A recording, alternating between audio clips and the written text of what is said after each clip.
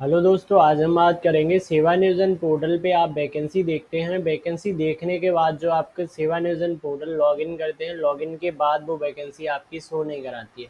जैसे हम यहाँ पे वैकेंसी देखेंगे, यहाँ से प्राइवेट एंड गवर्नमेंट जॉब, इस पर हम क्लिक करेंगे तो यहाँ से हम सारी वैकेंसी देखते हैं सेवा नियोजन की। तो यहाँ से वैकेंसी ओपन हो चुकी हैं, तो यहाँ से सारी वन बाई वन हम वैकेंसी देखते हैं। वन बाई वन जो भी हमारा होम डिस्ट्रिक्ट होता है उसकी वैकेंसी निकल आती है। यहाँ से वो वैकेंसी यहाँ से निकल आती हैं, और जब हम अपना पोर्टल लॉगिन करते हैं तो वहाँ पे वैकेंसी नहीं दिखाती हैं। जो कि हमारे एक सब्सक्राइबर ने यहाँ पे भेजा हुआ है हमें अपना यूज़र आईडी पासवर्ड। उन्होंने कहा है कि हमने जो वैकेंसी देखी हुई है वो हमारे सेवा नियोजन पोर्टल पे नहीं शो कराती हैं।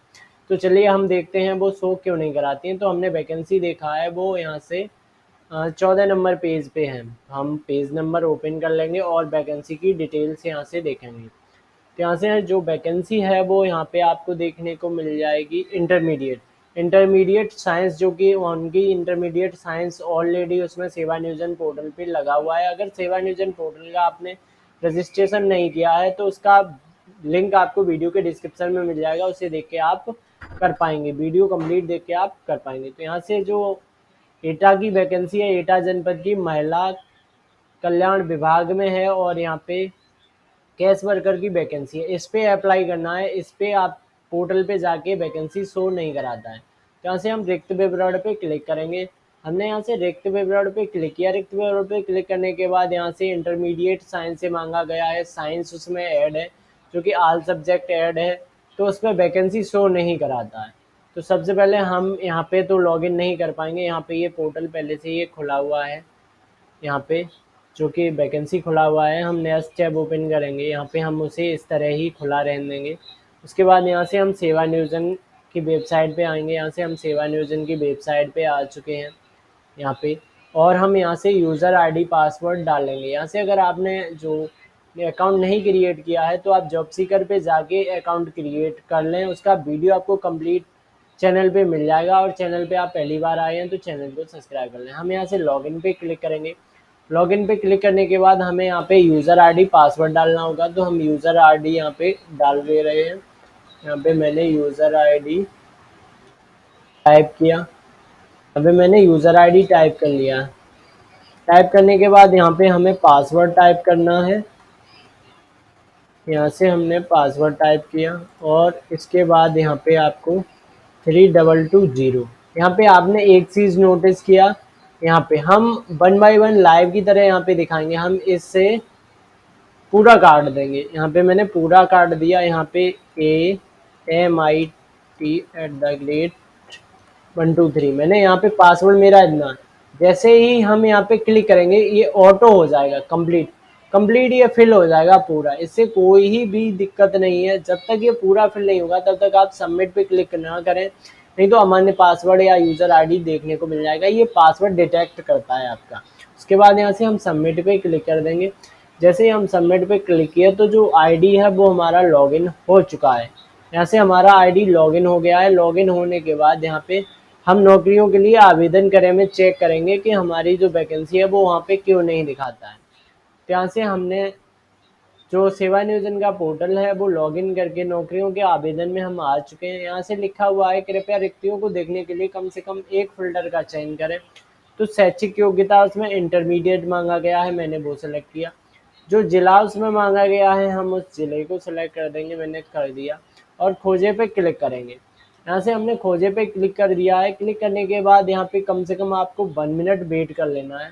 तो यहाँ पे आपको वेट कर लेना है। तो वेट करने के बाद यहाँ से हम आउटसोर्सिंग की जो वैकेंसी है हम आउटसोर्स में ही देख रहे हैं, और यहाँ से मैंने सबमिट कर दिया। सबमिट करने के बाद यहाँ पे वैकेंसी शो नहीं कर रही है।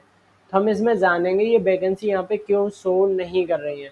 तो यहाँ पे हम सबसे पहले क्या चेक करेंगे, हम जाएंगे यहाँ पे, हम इसे खोजे पे क्लिक करके यहाँ पे इसे कंटिन्यू रहने देंगे। उसके बाद हम इस टैब पे आ जाएंगे नए, जो दूसरा हमने पहले ओपन किया था। यहाँ पे हम देखेंगे इसमें क्या मांगा गया है, इंटरमीडिएट। सबसे पहले हम देखेंगे कि हमारा जो सेवा नियोजन पोर्टल है उसमें इंटरमीडिएट ऐड है या नहीं, और साइंस से ऐड है या नहीं। तो हम पोर्टल पे जाएंगे, डैशबोर्ड ओपन करेंगे। आपको वन बाई वन चेक करना है, तभी आपको समझ आएगा। अगर वीडियो भगा के देखेंगे तो कुछ नहीं समझ आएगा। यहाँ पे हम शैक्षिक योग्यता पे क्लिक करेंगे। हम शैक्षिक योग्यता पे क्लिक करने के बाद यहाँ से देखेंगे जो हमारा इंटरमीडिएट है वो विज्ञान वर्ग से ही सेलेक्ट है, तो यह हमारा फॉर्म है वो फाइनल सही है। यहाँ पे जो फॉर्म है वो सही है एजुकेशन। इसके बाद हम इस पे जाएंगे जो वैकेंसी डिटेल है, यहाँ से आल सब्जेक्ट है, आल सब्जेक्ट हमारा वहाँ पे है। इसके बाद यहाँ पे देखेंगे कार्य का विवरण, ये भी छोड़ देंगे। यहाँ पे एक चीज़ ये भी नोट कर लेंगे, महिला पुरुष अगर दोनों है तो आप फॉर्म डाल पाएंगे। इसके बाद नेक्स्ट देखेंगे, एज अपना देख लेंगे, अगर आपका एज सही है तभी आप डाल पाएंगे। एज भी सही है, मैंने चेक किया हुआ है। अगर हम कंप्लीट 1 बाय 1 दिखाएंगे तो वीडियो बहुत ही लंबा हो जाएगा। इसके बाद मेन जो आता है वो आपका आता है अनुभव।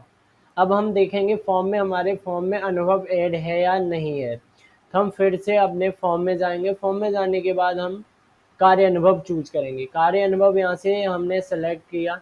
सेलेक्ट करने के बाद हम यहाँ पे देखेंगे हमारा जो एजुकेशन में जो हमने चेक किया वो सारा कुछ सही है। कार्य अनुभव में हमारे में एक्सपीरियंस ऐड नहीं है, तो हम यहाँ से इसे यस करेंगे। यस करने के बाद हम वैकेंसी डिटेल में देखेंगे कि एक्सपीरियंस कितने वर्ष का मांगा गया है। यहाँ पे देखेंगे एक्सपीरियंस 1 साल का यहाँ पे मांगा गया है। यहाँ पे 1 साल का एक्सपीरियंस मांगा गया है, हम यहाँ पे 1 वर्ष का एक्सपीरियंस ऐड करेंगे। हम यहाँ से 1 वर्ष का एक्सपीरियंस ऐड करेंगे। यहाँ से मैंने 1 सेलेक्ट किया, यहाँ से मैंने 0 सेलेक्ट किया। यहाँ से कंप्यूटर ऑपरेटर, आप जो भी पद का नाम है जो आपके एक्सपीरियंस है उसका जो भी नाम रखना चाहें वही रखेंगे। यहाँ पे मैं कंप्यूटर ऑपरेटर रख रहा हूँ। उसके बाद जो आपका कार्य विवरण है, यहाँ पे एक चीज़ आपको नोटिस कर लेना है कि यहाँ पे आपको जो फॉर्म हमारा है वो हमारा हिंदी लैंग्वेज में यहाँ पे आ रहा है, कंप्लीट फॉर्म हिंदी में आ रहा है। यहाँ पे देखेंगे एक्सपीरियंस मांगा गया है एनजीओ सोशल सर्विस, हमें यही एक्सपीरियंस उसमें ऐड करना है तभी हम वैकेंसी अप्लाई कर पाएंगे। हम सबसे पहले क्या करेंगे, अपने फॉर्म को इंग्लिश में सेलेक्ट करेंगे।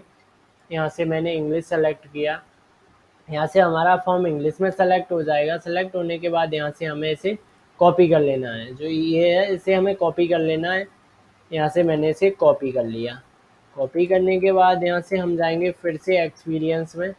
यहाँ से क्योंकि फॉर्म हमें यहाँ पे इंग्लिश लैंग्वेज में इसलिए कर लिया है क्योंकि हमें कुछ सरलता मिलेगी इसे फिल करने में, बस इसलिए। इसके बाद यहाँ से हम अनुभव ऐड करेंगे। यहाँ से जो कि यहाँ से जो हमारे सब्सक्राइबर हैं उन्होंने अपने किसी जनसेवा केंद्र या साइबर कैफ़े से कराने की कोशिश की है, तो उसका कंप्यूटर ऑपरेटर का यहाँ से कुछ उन्होंने बेसिक फिल किया है, फिल करने के बाद कंप्लीट नहीं कर पाया है। तो यहाँ से हम एक्सपीरियंस 1 ईयर का ऐड करेंगे, कंप्यूटर ऑपरेटर रहने देंगे, यहाँ पे प्राइवेट ही कर देंगे। यहाँ पे भी आपको प्राइवेट कर देना। इसमें यहाँ पे मेन चीज़ आता है आपका एरिया, इसमें हमें पेस्ट कर देना है जो हमने वहाँ से कॉपी किया। फिर 1 बाय 1 आपको यहाँ से एक एक आपको अक्षर के यहाँ से आपको बैक स्पेस की मदद से यहाँ पे आपको कट कर देना है। जैसे मैंने यहाँ पे इस तरह से कट करते जा रहे हैं। यहाँ से मैं फिर से आपको दिखा दूँ, यहाँ से मैंने कॉपी पेस्ट किया। कॉपी पेस्ट करने के बाद नो रिक्वेस्ट मैच आ रहा है। इसे एक बार जैसे ही मैंने क्लिक किया, मैंने जो हमारा जो डॉट लगा था मैंने डॉट हटाया, वैसे ही यहाँ से एनजीओ सोशल सर्विस आ गया। इसे आपको सेलेक्ट कर देना है। सेलेक्ट करने के बाद इस तरह से आपको यहाँ पे देखने को मिल जाएगा एरिया। उसके बाद इन पे यहाँ पे आप एनी डाल देंगे, यहाँ पे भी एनी डाल देंगे। और यहाँ पे पोस्ट नेम यहाँ से कंप्यूटर ऑपरेटर है तो कंप्यूटर ऑपरेटर ही यहाँ पे आप डाल देंगे, कोई प्रॉब्लम नहीं है। यहाँ पे फुल टाइम कर देंगे। जॉइनिंग डेट, आप 1 साल का एक्सपीरियंस हम इसमें ऐड कर रहे हैं।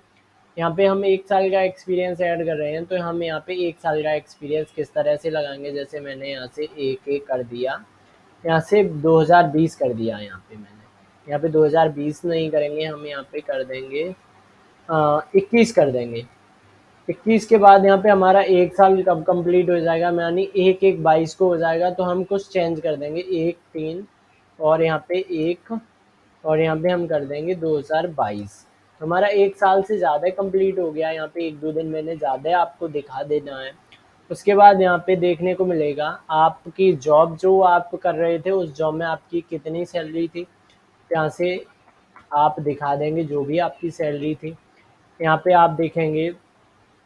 इसके बाद आपको यहाँ पे कुछ डॉट यहाँ पे भी आपको मांगे तो कुछ आपको फिल कर देना, नहीं तो यहाँ पे हम डॉट लगा देते हैं केवल, यहाँ पे इसका कोई मतलब नहीं है। यहाँ पे इसके बाद अगर आप कंटिन्यू जॉब है तो यू आर जॉब इस पर क्लिक करके आपको सेव कर देना है यहाँ से। तो हम यहाँ से इसे सेव कर देंगे। तो यहाँ पे दिखाएगा you can not update and remove your information, मतलब इसका कहना ये है कि जो आप एजुकेशन ऐड कर रहे हैं वो अभी ऐड नहीं कर पाएंगे। आपको यहाँ पे इस तरह से आपको शो होगा। इसका भी सॉल्यूशन है। इसका सॉल्यूशन है पंजीकरण उपरांत अनुभव बढ़ाना चाहते हैं तो इसे आप ऑप्शन को क्लिक कर देंगे। क्लिक करने के बाद इसे आपको पढ़ लेना है, जो भी है आपको पढ़ना है। तो इसका मतलब कहने का ये है ऑन दिस डेट, इसका मतलब ये है जो आपका प्रोफाइल है वो अभी सत्यापित है, वो आपका असत्यापित हो जाएगा, वो आपको ऑफिस से फिर सत्यापित कराना पड़ेगा।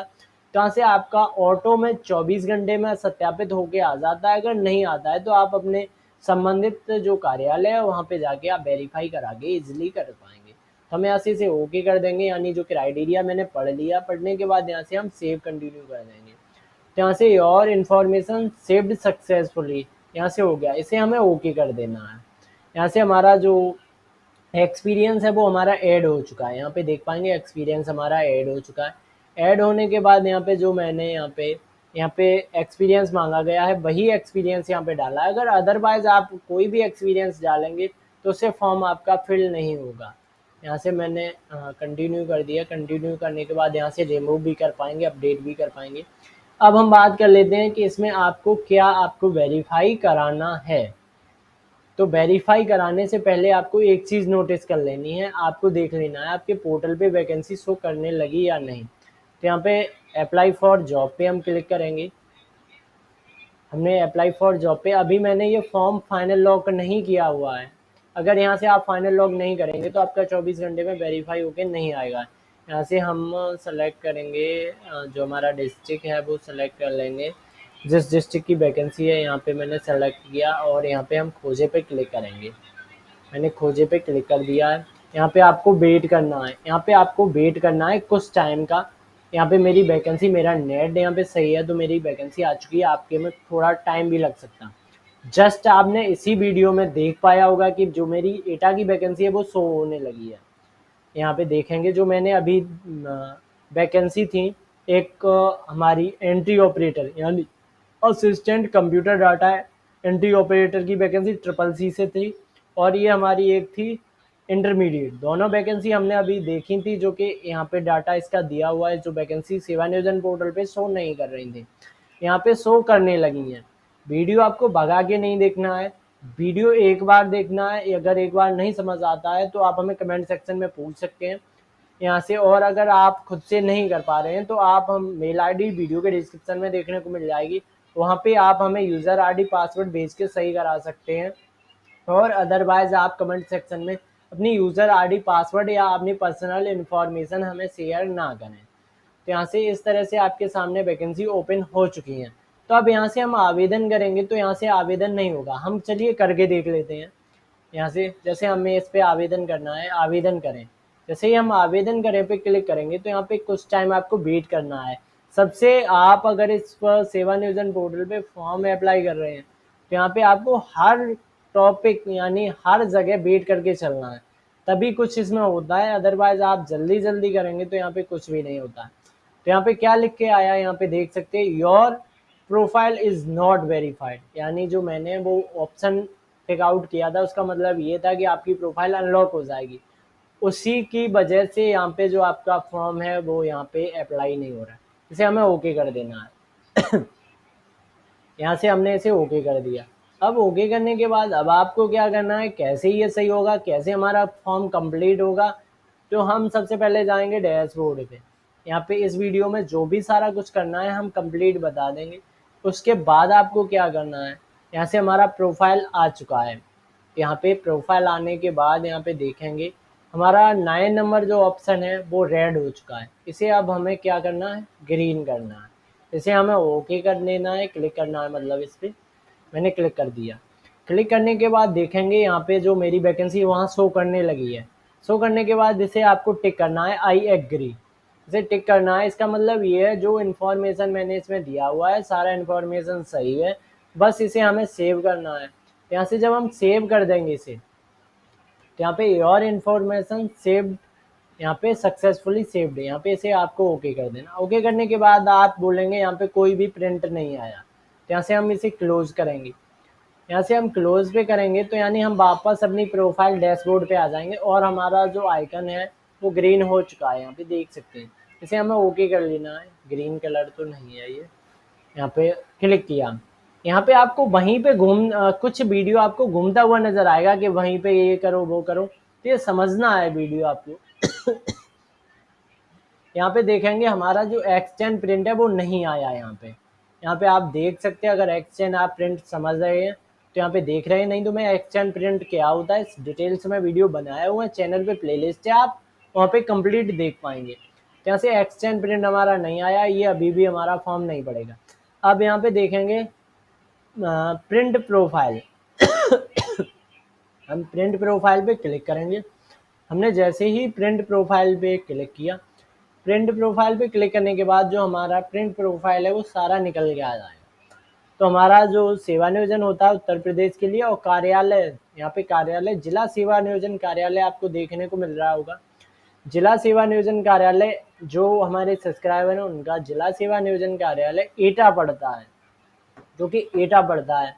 तो यहाँ पे हम स्क्रॉल डाउन करेंगे और इसमें क्या कराना है, एटा जो सेवा नियोजन कार्यालय उससे क्या कराना है। अगर वहाँ से 24 घंटे में आपका अपडेट नहीं होके आता है तो आपका सेवा नियोजन कार्यालय आपको जाना होगा।